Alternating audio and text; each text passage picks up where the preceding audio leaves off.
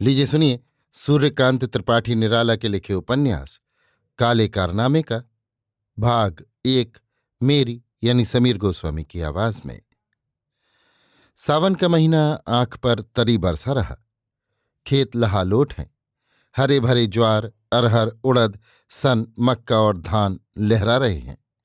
आम जामुन के दूर तक फैले हुए बगीचे फल दे चुके हैं। इस समय विश्राम की सांस ले रहे हैं। चिड़ियों के पर भीगे हुए हैं।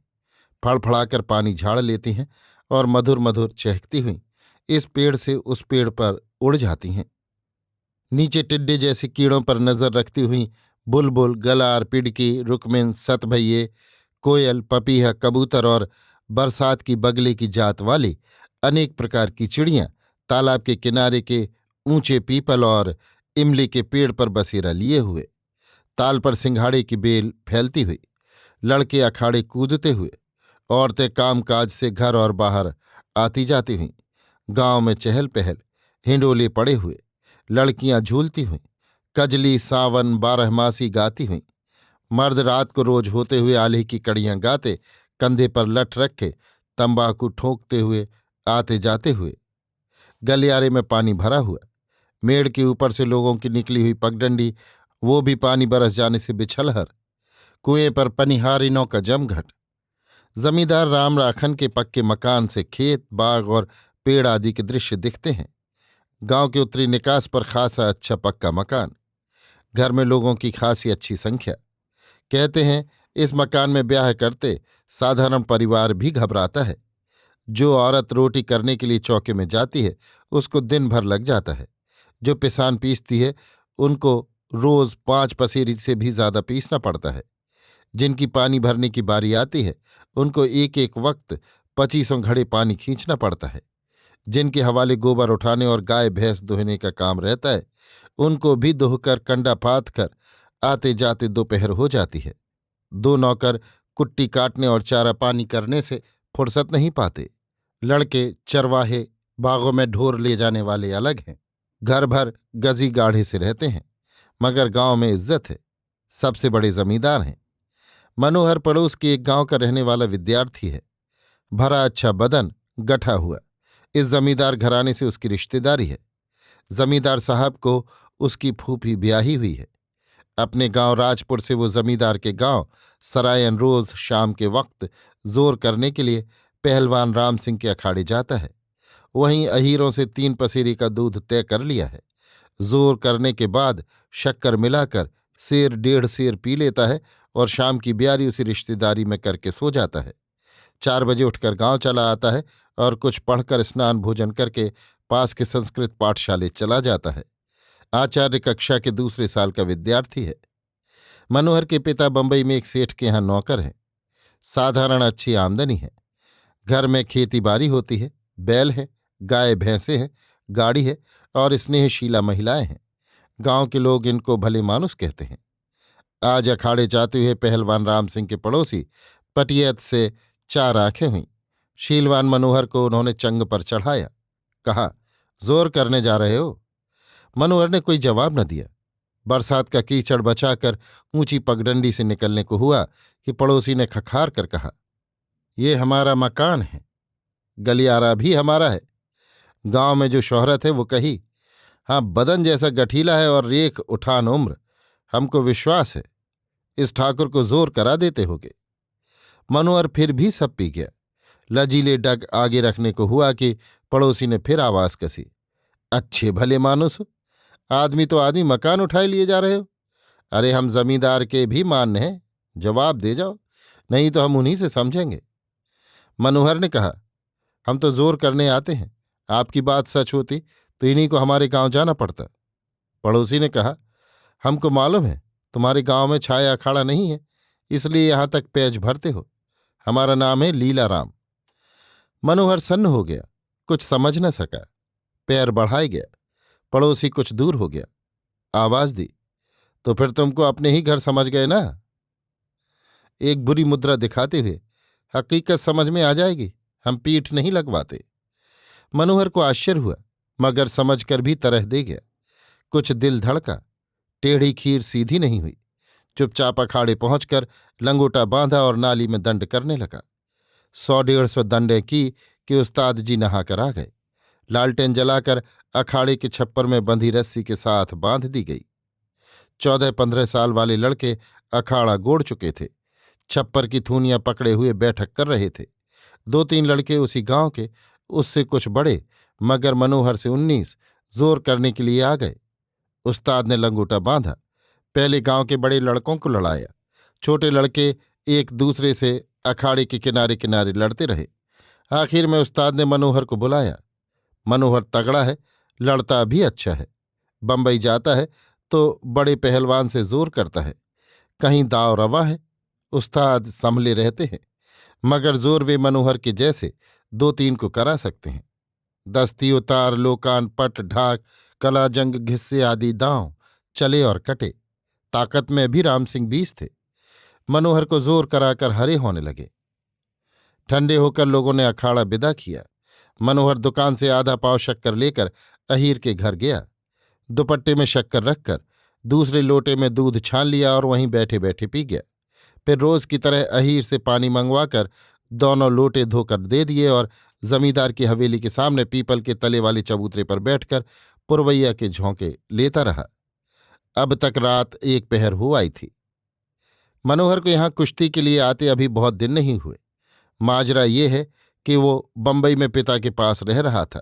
संस्कृत वहीं पढ़ता था, मगर खाने पीने का आराम रहने पर भी बंबई का पानी उसको उतना अच्छा नहीं लगा। घर वाले साल 6 महीने के लिए बंबई रह आते थे, मगर दिल घर पर ही लगा रहता था। मनोहर का गांव ऐसी जगह है जहां से कस्बे की संस्कृत पाठशाला नजदीक है। घर में रहने का भी सुविधा है। इसलिए उसके पिता ने और घरवालों ने उसका घर रहना ही अच्छा समझा।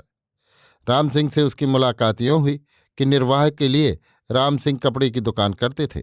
कस्बे के बाजार गाड़ी पर लाद कर कपड़े ले गए थे। गांव के जमींदार के लड़के मनराखन ने कुश्ती के शौकीन मनोहर से दूर से राम सिंह को दिखाते हुए कहा, अपने यहाँ के ये सबसे अच्छे पहलवान हैं। जोर करना चाहो तो इनसे बातचीत कर लो, फिर हम भी अच्छी तरह दाव पेंच सिखाने के लिए कह देंगे। हमारे रिश्तेदार होते हैं। मनोहर सीधे स्वभाव का रेख उठान युवक राम सिंह के पास मुस्कुराता हुआ गया और जोर करने की बातचीत छेड़ी। सुनकर राम सिंह देखते रहे और तौलकर कहा, अच्छी बात है, आया करो।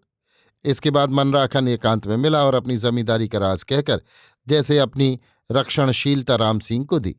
राम सिंह ने मुस्कुराकर राज लेते हुए कहा, अच्छी बात है, मगर हमारे गांव का हिसाब है। मनराखन ने कहा, आप लोगों का हिसाब ठाकरों के सिवा दूसरे जमींदार क्या लेंगे? देख लिया जाएगा। आसामी मोटा है। जमींदार की निगाह न रही तो किसी रोज सर हो सकता है।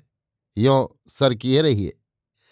राम सिंह का राज गांव में एक पड़ोसी जमींदार के यहाँ था, मगर गांव भर के छोटे जमींदारों का राज मनोहर के रिश्तेदारों के यहाँ रहता था।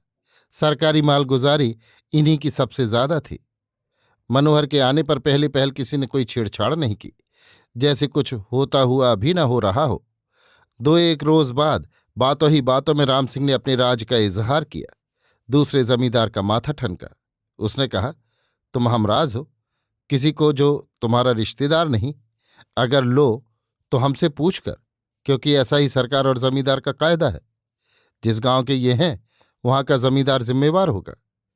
रात 8-9 बजे के बाद जब ये आपके यहां से चले जाते हैं, तब कहाँ जाते हैं, क्या करते हैं, किसी को नहीं मालूम। अगर कोई चोरी डाका हो जाए तो क्या तुम इसके जिम्मेदार होगे?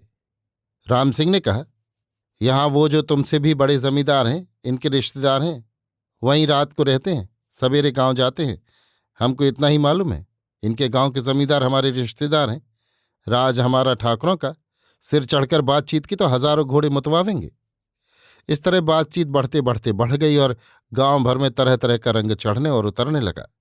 मनोहर के रिश्तेदार ने गंभीर होकर सुन लिया। लोगों की सलाह उनको पसंद आई। राम सिंह चने होकर भाड़ कैसे फोड़ सकते हैं? उनके जमींदार की ये शिकायत उनको सही मालूम हुई। उन्होंने मतलब बैठा लिया कि किस रास्ते गुजरा जाए। गांव के मामले में राम सिंह की मदद दूसरे गांव से कैसे पहुंच सकती है। मनोहर चबूतरे पर बैठा हवा ले रहा था। हवेली की चौपाल से चबूतरा देख पड़ता है। जमींदार मनोहर के फूफा साहब उठकर चले, मनोहर के पास आकर बैठे। पहले मन लेते रहे, बहलाते रहे। ये मालूम होने पर कि मनोहर सच्चा है और राम सिंह को उस्ताद की निगाह से देखता है, उन्होंने कहा, बच्चा, देहात का हिसाब किताब तुमको कम मालूम है। जमी का जाल बिछा है। जो जमी तुम्हारी नहीं, उस पर पैर रखने का भी हक तुमको नहीं। सरकार को एक जवाब जमींदार के अंदर के किसी कारनामे के लिए देना पड़ता है। तुम जिस गांव से आए हो, तुम्हारे साथ उस गांव का राज भी आता होगा। उस गांव के जमींदार का राज इस गांव का जमींदार रियाया की हैसियत से न लेगा। जो तुम्हारे पहलवान हैं वो तुम्हारे नौकर नहीं, तुम खुद उनके यहां लड़ने आते हो, यानी उनके मातहत हो।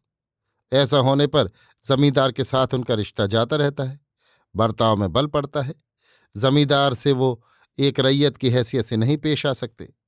रैयत के तौर पर वो तुमको पेश करते हैं, लेकिन जमींदार तुमको नहीं ले सकता, क्योंकि तुम्हारे साथ हमारा हिसाब है और हम जमींदार की तौहीन होने से हर तरह बचाएंगे। गर्ज ये है कि हमारे रिश्तेदार की हैसियत से तुम वहां जा सकते हो, मगर यहाँ के जमींदार के आदमी बनकर। कल अपने जमींदार से कहकर आना कि हम उनके आदमी हैं, हमारा नाम लेकर। तब तुम्हारी समझ में बात आ जाएगी। इस गांव में हमारे आदमी को अपने आदमी करार नहीं दे सकते और जमींदार के आदमी को नहीं लड़ाएंगे तो क्या गुजरेगी, ये उनके आगे आएगा।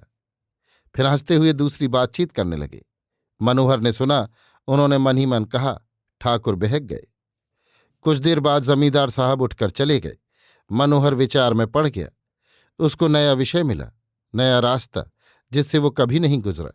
उसको गांव के जमींदार की बातें याद आईं। बाद को बाजार में मिलने का दृश्य एक बार फिर आंखों पर घूम गया। हकीकत बड़ी भयावनी लगने लगी। हाथ पैर ढीले हो चले। उसने कभी नहीं सोचा जमींदार की जात ब्रह्म राक्षस से बढ़कर है, जिससे पीछा कभी नहीं छूटता। क्षण भर में उसके मन की दशा बदल गई। पूरा पूरा ज्ञान इस संबंध का पा लेने के लिए उकताने लगा। इतनी भाप भर गई कि दूसरे ही दिन बंबई रवाना हो जाने की सोचने लगा। कुछ देर बाद एक आदमी बुलाने के लिए आया। मनोहर खाना खाने चला। घर के गैर लोगों को बाहर निकालकर उसकी फूफी आज खुद थाली परोसकर बैठी। मनोहर हाथ पैर धोकर कुल्ले करके थाली पर बैठा। उसकी फूफी ने मुस्कुराकर कहा, क्यों रे, तू पागल है? तुझके यहां लड़ना था तो हमसे कहता। राम सिंह आंखें क्या चढ़ाने लगा? ले देकर एक जोड़ी बैल, एक गाड़ी और एक दो गांठ कपड़ा। जैसा कहा कल वैसा कर। अभी तक हम लोग चुप थे। लड़का है, खिलवाड़ है, कल सही हाल मालूम हो जाएगा। इसके बाद जब यहां से जाएगा, गांव के डांड तक हमारा राज, उधर उनका। मनोहर को सारी रात बेचैनी रही। पड़ा तारे गिनता रहा। बहुत दूर तक अक्ल चलती नहीं थी, फिर भी जमीन आसमान के कुलावे मिलाता रहा। जब ठंडी हवा लगती थी, सोचता था, दुनिया में लोग एक दूसरे से इस तरह क्यों नहीं मिलते कि छोटे बड़े का भेदभाव भूल जाए, एक दूसरे के गले लगे दोस्त हों, गर्दन नापने वाले दुश्मन नहीं। माजरा जैसा रंग पकड़ रहा है, आखिर तक किसी की जान से गुजर कर रहेगा। लेटे कुछ देर हुई कि एक नौकर आया। उसने कहा, गांव में किसी चिड़िया को ये हाल न मालूम हो, जमींदार से कहे आना, दूसरे गांव का हमारा राज हमारे रिश्तेदार के यहाँ है। यहाँ मालिक के छोटे भाई आपसे मिलेंगे, जैसा जैसा कहें करते जाइएगा। ये कहकर वो चला गया। मनोहर फिर करवटें बदलने लगा। पुरवाई के झोंके कभी कभी झाड़ियों की खुशबू से लदे मस्त करते हुए आने लगे। आल्हा की धुन सुन पड़ने लगी, साथ ही ढोलक बज रही थी। कुछ देर बाद मनोहर अपनी उधेड़ बुन में आ गया, जैसे भूल भुलैयों में पड़ गया हो, निकलने का रास्ता ना पा रहा हो। जी उकताने लगा। आंखों पर रात पार हो गई। पौ फटने की सूरत नजर आई। वो उठकर गांव को चला। अभी आप सुन रहे थे सूर्यकांत त्रिपाठी निराला के लिखे उपन्यास काले कारनामे का भाग 1, मेरी यानी समीर गोस्वामी की आवाज में।